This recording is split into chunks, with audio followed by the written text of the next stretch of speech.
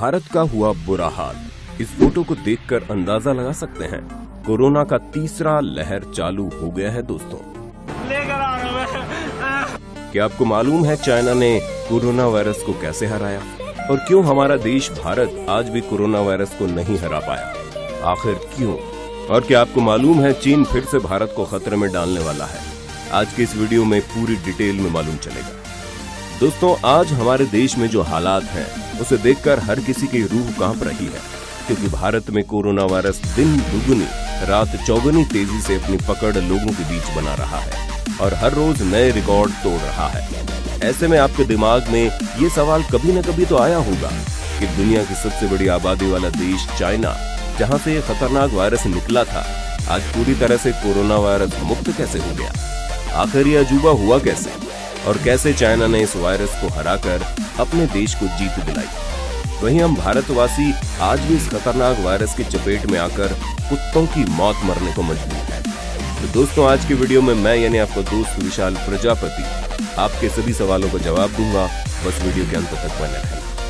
दोस्तों, एक दिन में 4 लाख नए कोरोना केस का आंकड़ा पार करते हुए हमारा भारत पूरी तरह से इस वायरस के चपेट में आ चुका है। आज के टाइम पर किसी को भी कुछ समझ में नहीं आ रहा कि आखिर क्या किया जाए। वहीं दूसरी तरफ दुनिया के बाकी देश चैन की सांस ले रहे हैं, खास करके वो देश जो सबसे पहले इस वायरस से संक्रमित हुआ। लेकिन आज वहाँ के लोग बिल्कुल नॉर्मल जिंदगी जी रहे हैं। ऐसे में कई सारे लोगों के दिमाग में ख्याल आया होगा कि आखिर चाइना ने चमत्कार किया कैसे।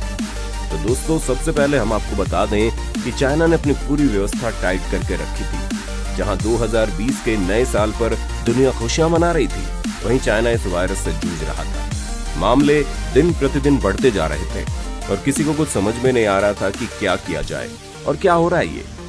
लेकिन चाइना ने बिना हार माने लोगों के हित में काम करना शुरू कर दिया और ऐसे बहुत से काम किए जिसकी वजह से आज चाइना में ये वायरस ना के बराबर है। दोस्तों, सबसे पहले तो चाइना के जिस वुहान शहर से ये वायरस फैल रहा था, वहां पर पूरी तरह से लॉकडाउन लगा दिया गया और सिर्फ वुहान में ही नहीं बल्कि उसके आसपास के शहरों में भी संपूर्ण लॉकडाउन लगा दिया गया। लोगों के फ्री कोरोना वायरस टेस्ट हुए। जिनका इंश्योरेंस नहीं था उसके इलाज का खर्चा उठाने की जिम्मेदारी सरकार ने ले ली। और तो और मात्र 7 दिन के अंदर एक ऐसा अस्पताल खड़ा कर दिया गया जहां पर कोरोना वायरस से संक्रमित लोगों का इलाज हो सके। सिर्फ इतना ही नहीं, बीमार लोगों के बारे में इंफॉर्मेशन देने वाले तक को इनाम भी दिए जा रहे थे ताकि ज्यादा से ज्यादा लोगों को इस बीमारी से बचाया जा सके। इसलिए दिन में 40,000 टेस्ट होने लगे और ये सभी चीजें चाइना के लिए इतनी ज्यादा फायदेमंद साबित हुई कि कुछ ही महीनों के अंदर वुहान वापस अपने काम पर लग गया। और अब ये हाल है कि चाइना में लगभग हर किसी को वैक्सीन लग चुकी है ताकि ये संक्रमण अगर दोबारा से फैले तब भी किसी को मौत के घाट न उतरना पड़े। और इन्हीं सब तरीकों पर काम करके चाइना ने वाकई में इतिहास रच दिया। ऐसा करने से आप पर कृपा आनी शुरू हो जाएगी। ट्राई करो, इट्स वर्क। पर दूसरी तरफ अगर हम हमारे भारत की बात करें तो आज इस महामारी को हमारे देश में दस्तक दिए 1 साल से ज्यादा का वक्त हो रहा है, लेकिन अभी भी हमारे यहाँ की व्यवस्थाएं बिल्कुल ठप पड़ी हैं। हर किसी को पता था कि अगर ये महामारी और ज्यादा फैली तो लोगों को ऑक्सीजन की जरूरत पड़ेगी, पर ये सब चीजें पता होने के बावजूद ऑक्सीजन की व्यवस्था नहीं करवाएगी। अरे ऑक्सीजन तो छोड़िए, यहाँ तक कि हमारे देश में मरीज को भर्ती करने के लिए बेड तक नहीं है। जहाँ इस वायरस के फैलते ही चाइना ने केवल 7 दिन में अस्पताल बनवा दिया, लेकिन हमारे भारत में अस्पताल तो छोड़िए, अस्पताल के बाहर खड़े होने तक की जगह नहीं बची है साहब। हालात ये है कि अगर कोई मरीज मरता है तब जाकर उसका बेड दूसरे मरीज को मिलता है। ऊपर से इलाज के खर्चे इतने हाई है कि अगर एक बार इंसान को कोरोना वायरस हो गया तो उसके जीवन की पूरी जमा पूंजी तो केवल उसके इलाज में ही लग जाएगी। और इन सब चीजों के बीच सबसे ज्यादा शर्म की बात यह है कि हमारी भारत सरकार हाथ पर हाथ धरकर बैठी है और उन्हें इस बात से कोई लेना देना नहीं है कि देश में कौन किस तरह मर रहा है। अगर होता तो यहाँ पर चाइना की तरह नियम कानून लग चुके होते और हम भी कब का इस खतरनाक वायरस को टाटा बाय बाय कह चुके होते। लेकिन नहीं, यहाँ पर ऐसा कुछ नहीं हो रहा है। उल्टा जो हमारे देश में वैक्सीन लगने का प्रोसेस है वो भी इतना स्लो है कि जब तक देश में सबको वैक्सीन लगेगी तब तक आधे से ज्यादा लोगों को तो वायरस निगल चुका होगा। ऊपर से वैक्सीन की 1 डोज में लोगों को संतुष्ट किया जा रहा है क्योंकि दूसरे डोज का कुछ अता पता ही नहीं है।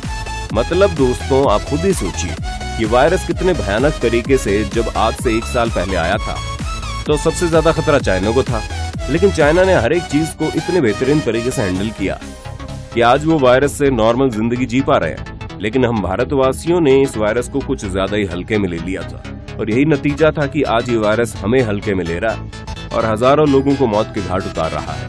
क्योंकि चाइना को ये बात बहुत अच्छे से पता थी कि इस वायरस का अपना रंग बदलता है और समय के साथ ही बलवान होता जाता है।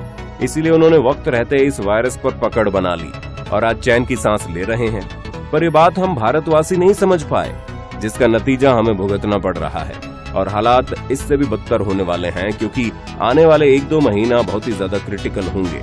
ऐसे में अगर अस्पताल न बनवाए गए, ऑक्सीजन सिलेंडर की व्यवस्था न की गई, यहाँ तक कि लोगों को फ्री इलाज और वैक्सीन न दिया गया, तो आप समझ लीजिए अभी तो कुछ भी नहीं है, आने वाला समय इससे भी ज्यादा खराब हो जाएगा।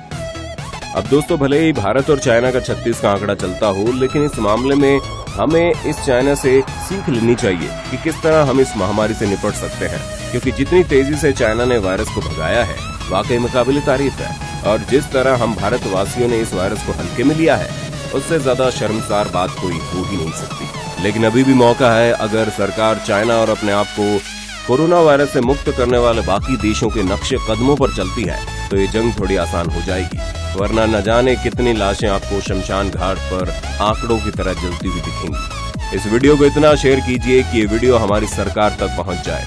और हाँ दोस्तों, इस वक्त घर बैठे भगवान को याद करो। यदि भगवान आपको याद कर लिए तो समझ ही सकते हैं आपके साथ क्या हो सकता है। बाकी आपका इस पर क्या कहना है हमें कमेंट में जरूर बताना। इसी तरह के इंटरेस्टिंग वीडियोस को लगातार देखते रहने के लिए चैनल को लाइक, शेयर और सब्सक्राइब करना बिल्कुल ना भूलें। हम फिर मिलेंगे नई वीडियो में, तब तक के लिए जय हिंद, जय भारत। दोस्तों, आपकी स्क्रीन पे 2 और वीडियोस दिख रही हैं, जिसे देखने के लिए आप इस स्क्रीन पर क्लिक करें। दोनों देखिएगा, बहुत अच्छी वीडियो बनी है।